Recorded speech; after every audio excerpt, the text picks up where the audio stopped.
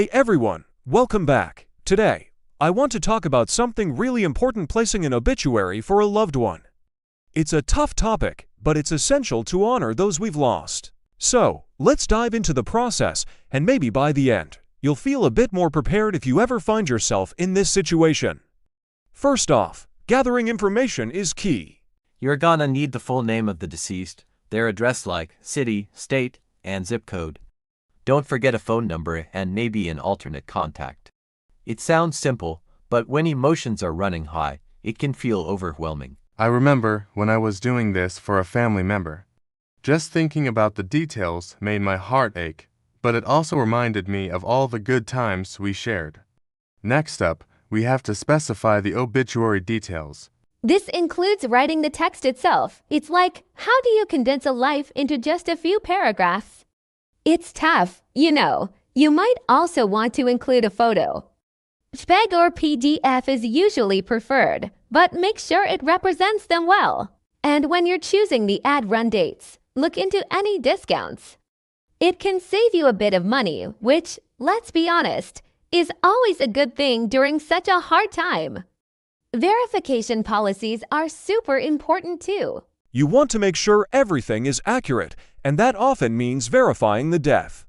You'll need contact info for funeral homes, but there are also alternative methods, like a death certificate.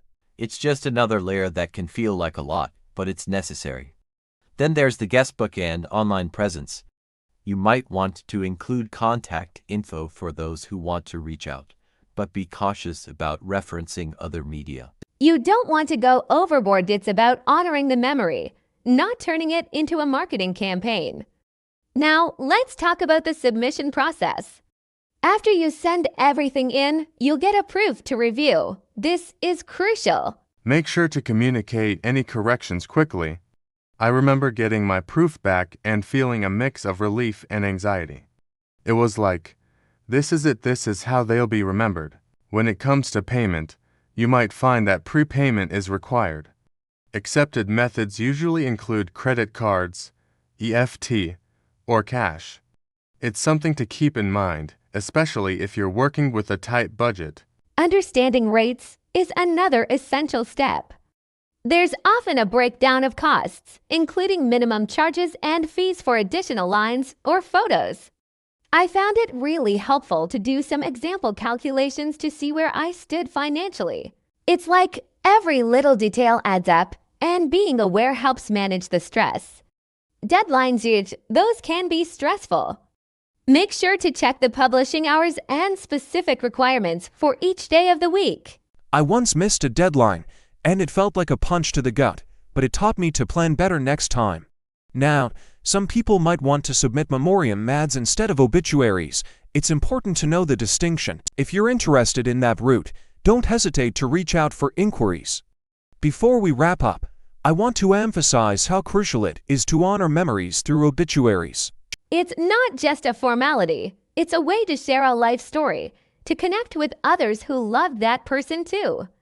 If you have questions or need guidance, don't hesitate to reach out. Honestly, going through this process can be emotionally draining, but there's something cathartic about it too. It's a chance to reflect on the life of someone you cared about deeply. Even in the hardest moments, I found a little gratitude for the time I had with them. So, if you found this video helpful, please like, comment, and subscribe. Your support means a lot. Remember, sharing memories isn't just about loss. It's about celebrating a life well lived. Thanks for being here and take care of yourselves.